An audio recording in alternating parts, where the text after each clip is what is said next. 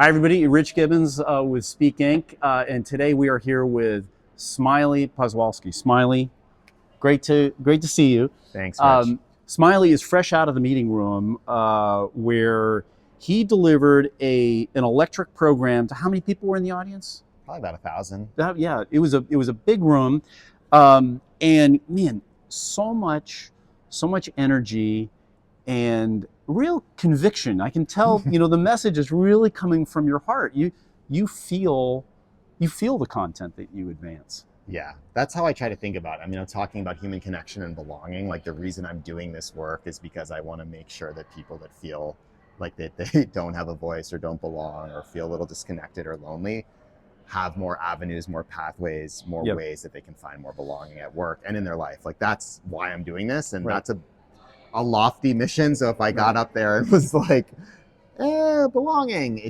it wouldn't work as well. And it's really important. There are sort of the neuroscientists and psychologists that talk about the different ways in which people learn. And if I've heard it once, I've heard it dozens of times that, well, my group is very data and research based. Like if you can't show them that. So one of the things I loved about Smiley's program, there was a lot to like, but a lot of what you're illustrating and talking about, like the statistic around loneliness and 50% of according to Surgeon General, 50% of Americans are lonely. Loneliness is dangerous to your health as smoking 15 cigarettes a day. It's literally killing people. And then 80% of young people, 80% of Gen Z and 70% of millennials, who are young people that we don't think of as lonely, experience loneliness. Right. Which I think kind of flips it on its head a little bit. Like, people realize, like, this is not someone over there. This is like people that we work with every day. This is people in this room. This is people that are in our communities, people that we serve. And another point you made was that swiping and clicking and that is not social connection. No. It's sort of it's a weak analog. Yeah, for social there's research that shows that it takes 90 hours with someone IRL in real life for them to become a friend. I like the IRL thing. IRL, 90 hours, right? So like swiping right or sending an emoji or double tapping a photo, and obviously like the endless, just like the scroll and like I'm looking at this over and over again.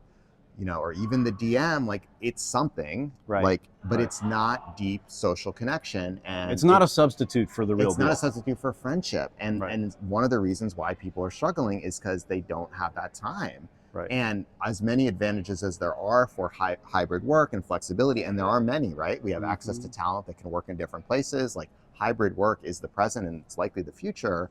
We also have to pay attention to this disconnection, which happens, right? Because people are not spending as much time with their colleagues, with their coworkers, or frankly, even with humans, with friends as much day to day. And it's something we have to pay attention to, especially in this world of AI and technology, where like we have these tools that can make us do our work faster and better and more efficient. But like, what about the human cost and what about the human relationships? Well, the statistic, Smiley was sharing a ton of terrific content, and I was thinking, oh, I can use that.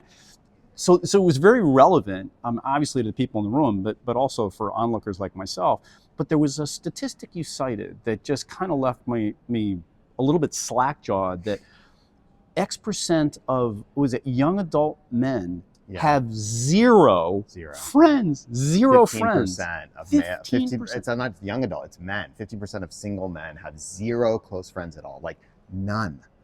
And if you think about like what that means, it's like this is what the downstream impacts of those of that is in terms of those people and how they interact with society, and then being isolated and feeling like they don't have people to turn to, and like what ends up happening there in terms of their interactions with others. It's not a pretty thing. Right. And this is something that I think society doesn't talk about as much, and it's really it shows like this loneliness is an epidemic. Like, that's why the Surgeon General calls it an epidemic. It's not like this is happening, doesn't matter. It's like, this is a public health crisis. Right.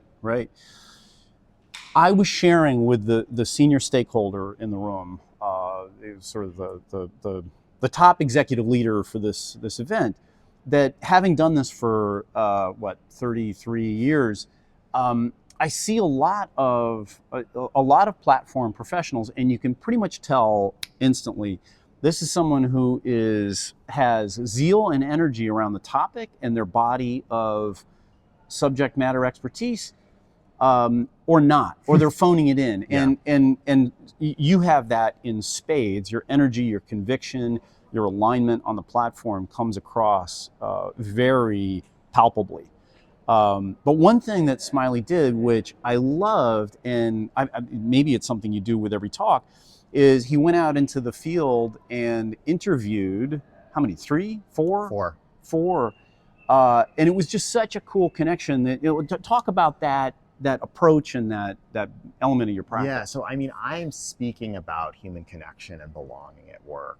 And so for me, like, I have to understand like what people's day-to-day work lives are like. Right. And there's one way to do that is to guess or like do your own research, or to be like, I'm going to go on your website and look at like your reports and your annual report and with Getty images. Yeah, and our stock images. And it's another thing. It's just like, I'm going to talk to these people. Right. So like one thing I've really built into my practice in the last couple of years, and this is a lesson that I've learned from some of our colleagues. Ryan Estes is a great example of someone who taught me how to do this really well, is I'm going to do deep interviews with people that are doing this work every day. So for example, today I was speaking to public media leaders, right? Especially in the marketing, public media development and marketing, right? These are chief revenue officers. These are membership organizations, chief marketing officers. How do we gain more revenue for our station or member organization? And how do we market to potential new audiences, raise more money? And so I wanted to interview those people. So I interviewed someone from LAIS, which is Southern California Public Radio. I interviewed someone from WHYY, Philadelphia, someone from KQED, which is the local NPR affiliate in San Francisco, someone from KUNC in the Colorado Sound in Colorado, to get their perspectives. Like, what are you struggling with? Like, how are you launching new innovative initiatives to raise more money, thinking about philanthropic giving? How are you fostering belonging and connection on your team? Do you have a hybrid work arrangement? How does that work? How do you do one-on-ones or personal check-ins? But building a bridge from their work from your stuff into their specific, world, the granular detail of their world. I can present my research, my data, my stories, my insight, but like, what happens is people come up to me after and they're like, "Thank you for making it about us." Yeah, because a lot of speakers get up there. And we know them, like, we're in this world, like, they kind of do their thing. They have the shtick, and every speaker, even the best, has their shtick. Let's be real. Like, you have to have a shtick. Yeah. You have, every comedian, shtick's a shtick. Like, you got to fill the 60 minutes. If you don't have a shtick, like, don't get on stage.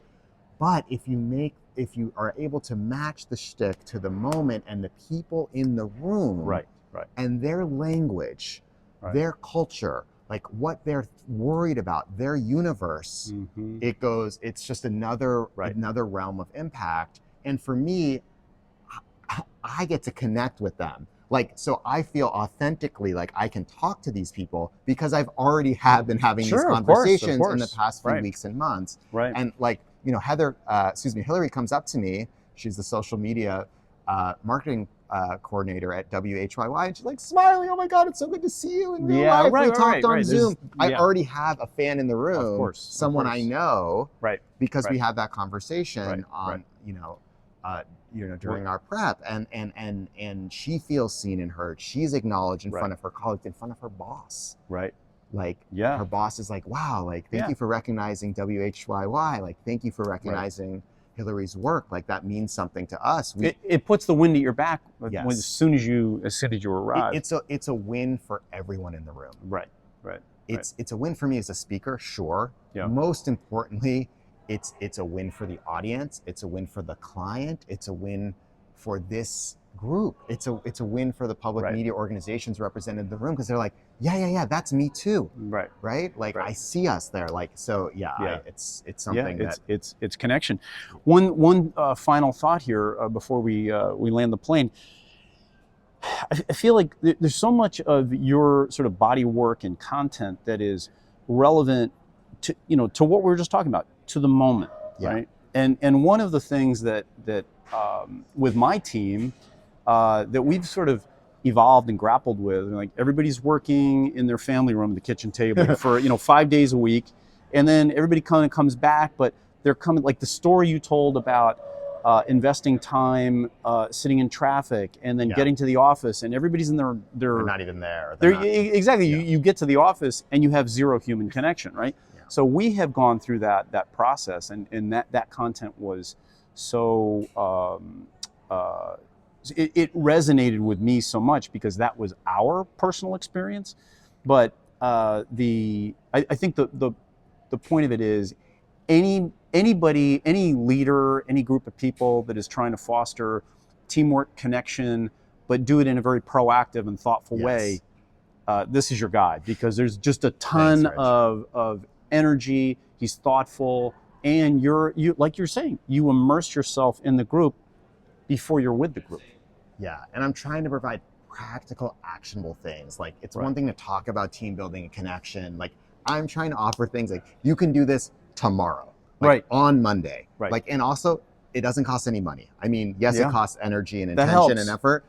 Like, this is a mindset, and it's just like how we connect. I'm not saying it's easy. I'm not saying it's a check the box situation. We're going to solve engagement or belonging overnight, but it's an intention and a practice, and I'm giving people a toolbox, a toolkit to work from. That's my goal. Like, I care about the room and what happens today in that 60 minutes. I really care about what happens in the next 6 weeks, in the next 6 months, in the next 6 years. Like, that's why I'm doing this work. So if people don't take anything from it, like, then I didn't do my job. Like, that's the point, is like, we're taking things that Smiley talked about and bringing them into our next team meeting or retreat, the work that we do. And to your point, these are actionable, immediately accessible ideas and approaches that you do not need to go to a leader and beg for budget. Like, it's just right there. It's not in our plan. It's not in our strategic plan, or it wasn't on slide 15, so we can't do it. Maybe next year. It's like